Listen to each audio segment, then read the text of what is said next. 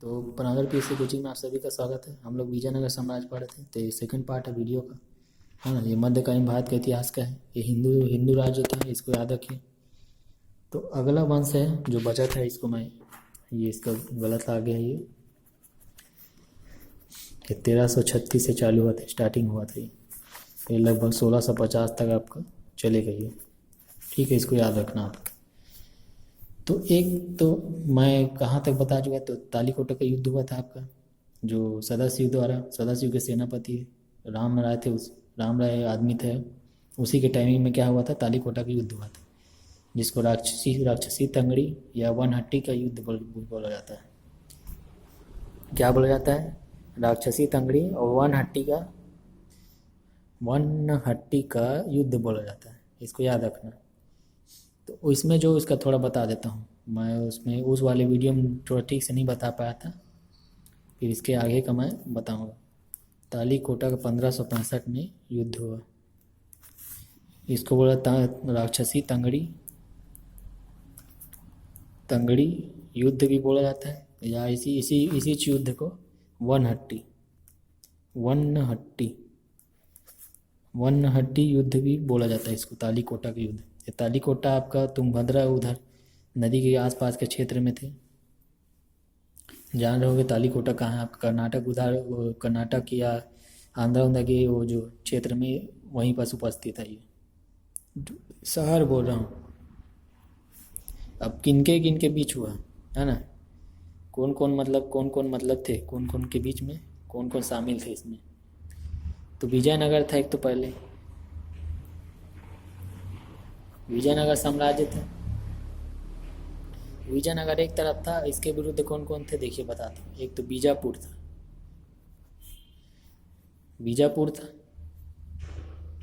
ये बीजापुर। एक गोलकुंडा, बीजापुर, गोलकुंडा, बीदर, अहमदनगर। क्या क्या बोल, बीजापुर, गोलकुंडा, बीदर, अहमदनगर सब शामिल थे। समझे मैं क्या बोल रहा हूँ इसमें?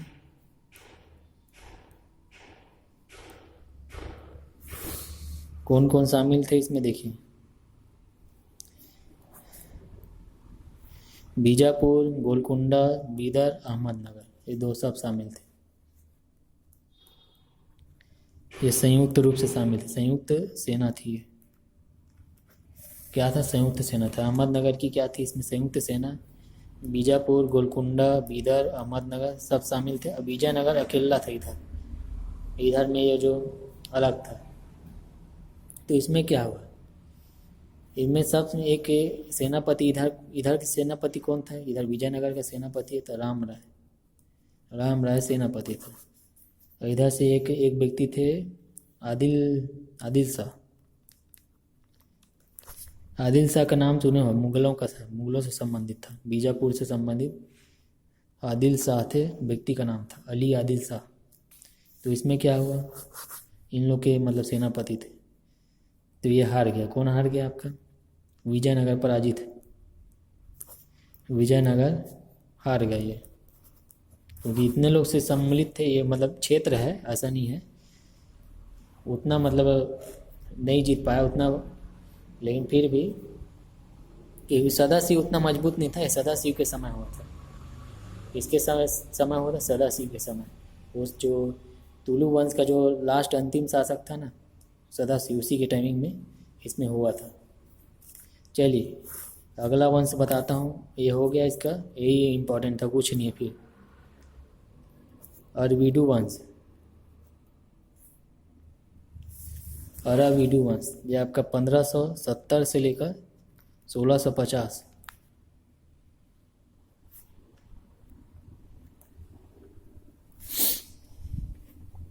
1570 से लेकर 1650 तक ये चला था।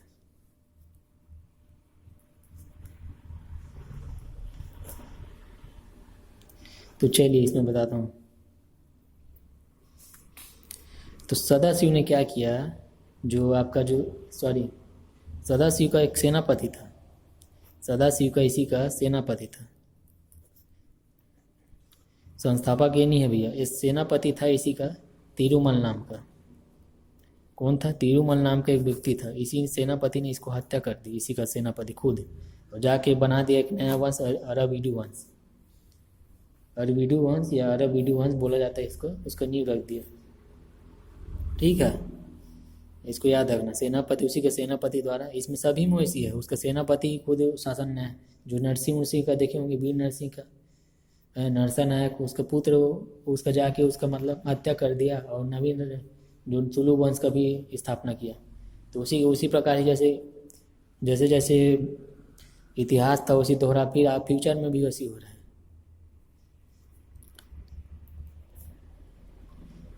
सर्व प्रतापी शासक इसमें कौन था? वेंकटद्वितीय।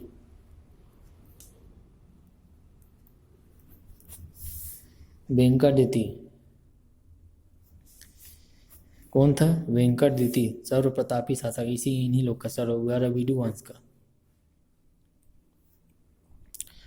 और उस टाइमिंग में कोई नहीं था, मतलब अब अंतिम महान शासक कौन था? एक यही था, वेंकटद्वितीय, और कोई बाकी बात नहीं बचे थे, सब खल्लास हो गए थे। तो यही मतलब संभाल के रखा था विजयनगर को। महान शासक था ये भी, अरविडु वंश का, जो वो क्या बोल रहा हूँ, वेंकटद्वितीय। इसके और पहले के शासक थे वो काम के नहीं थे उतने। अब इनके जो प्रशासन को, ये इतना तक हो गया, इनके प्रशासन व्यवस्था को बता देता हूँ इसकी, है ना। विजयनगर साम्राज्य में कैसा व्यवस्था था, साम्राज्य की व्यवस्था। विजयनगर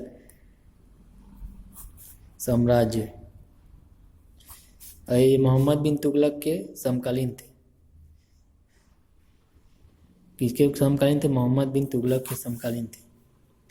इसने विजयनगर साम्राज्य द्वारा व्यवस्था चलाई गई। एक तो न्यायालंगर व्यवस्था, इसको याद रखना, न्यायालंगर व्यवस्था, इसको याद रखना।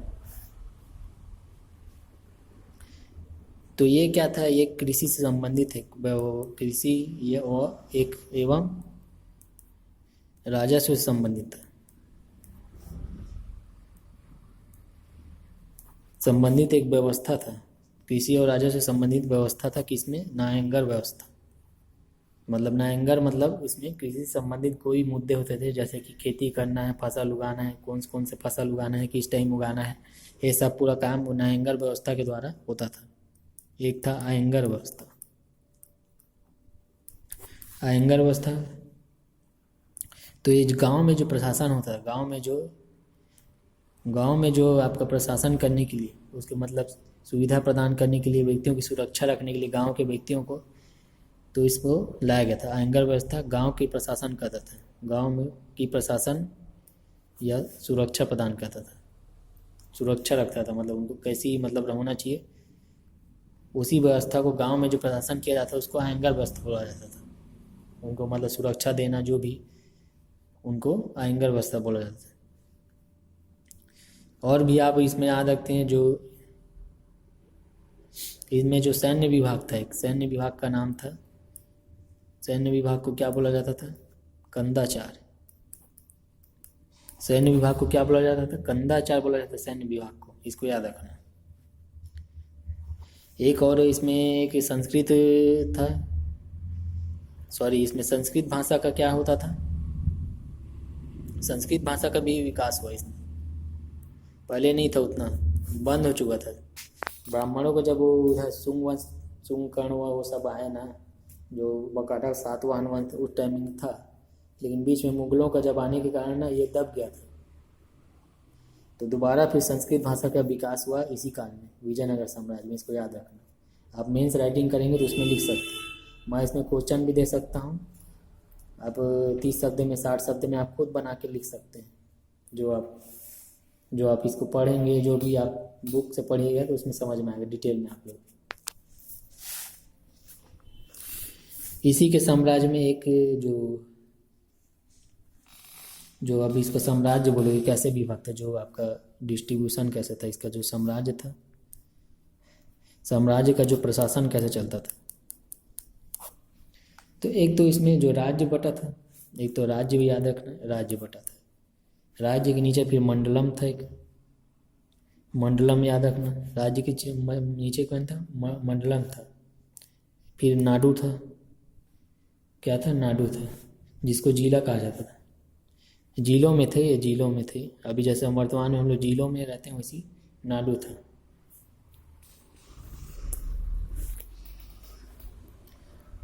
तहसील थे, है ना, तहसील क्षेत्र थे उस टाइमिंग भी, और एक ग्राम थे लास्ट। तो देखिए राज्य, मंडलम, नाडु, जिलों में थे, तहसील और ग्राम। इसको विकास खंड मान लो, उस टाइप का था। अभी का जो विकास खंड है ना, उसी टाइप का था ये, ब्लॉक लाग स्तर का। और इनमें जो वित्त विभाग था, एक क्या था, वित्त विभाग था, उसको अटाकाना कहा जाता।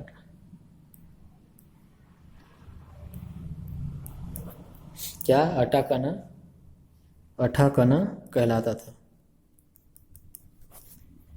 अटाखना, अटाखना मतलब कहलाता था वित्त विभाग।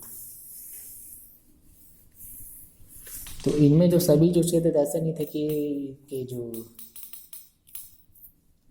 सभी क्षेत्र जो इसके जो राजाओं के हाथ में थे, ऐसा नहीं था। इन लोग का क्या था, कुछ क्षेत्र इन लोग सामंत के हाथ में नहीं था। तो सामंत उसमें क्या करता, उसमें नायक होता था। सामंत जो इसमें जो वर्कर, मतलब जो भी आप समझ सकते हैं, जो वर्कर का टाइप का था, काम वाम करता, देख रेख करता था, इनके मतलब साथी में रहता था, एक नायक सेनापति टाइप का। तो नायक जो सामंत द्वारा, जो नायक मतलब द्वारा, सामंत जो नायक थे उनके द्वारा जो कुछ चलाया जाता था ना, तो उस सामंत द्वारा चलाया गया नायकारा बोला जाता था।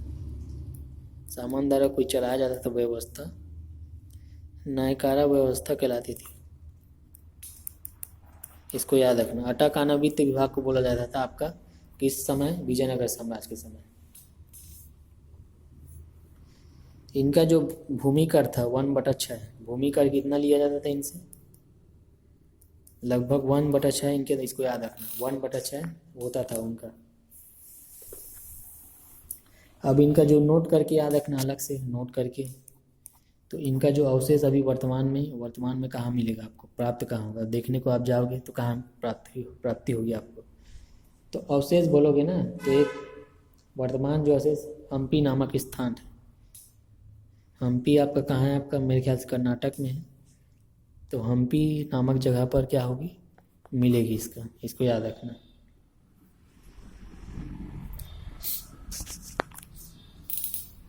अब ये हम्पी नायक है, ठीक है, इसको याद रखना। अब इन्होंने क्या किया, एक प्रथा भी चलाई थी, एक अमरम प्रथा, उन्हीं के द्वारा, इसको याद रखना, अमरम प्रथा भी चलाई थी, इसको याद रखना। तो इसमें जैसे कि इनके जो सेनानियों को क्या कहते थे, निश्चित कर के एवज में, जैसे कि जो सेना के मतलब थे, अधिकारी होते थे, अमरम प्रथा के तहत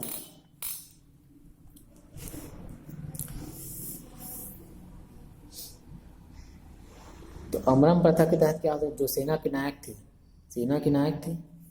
सेना के नायक को क्या किया जाता था, तो उनको ना कुछ इनके यहाँ के जो गाँवों के निवासी थे, उन्हें क्या करते थे, जब कर व टैक्स पटाना रहता था ना, तो पैसा नहीं रहता था उन लोगों के पास, तो जमीन को मतलब प्रदान कर देते थे।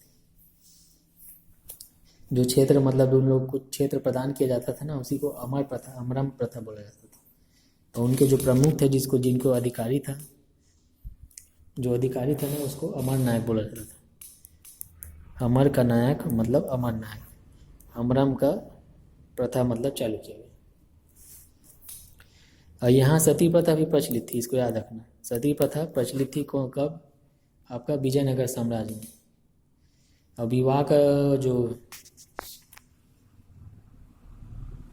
जैसे कि आप जान रहे हो अग्निकुंड वाला जो सती प्रथा, सती होते हैं, तो वो प्रथा इसमें प्रचलित थी, बंद नहीं हुआ था। और जैसे कि ये कोई विवाह करता था ना, उस टाइम इन्हीं लोग के समय में विवाह करते थे, तो टैक्स भी पटाना पड़ता था, कर भी इन लोग को देना पड़ता था।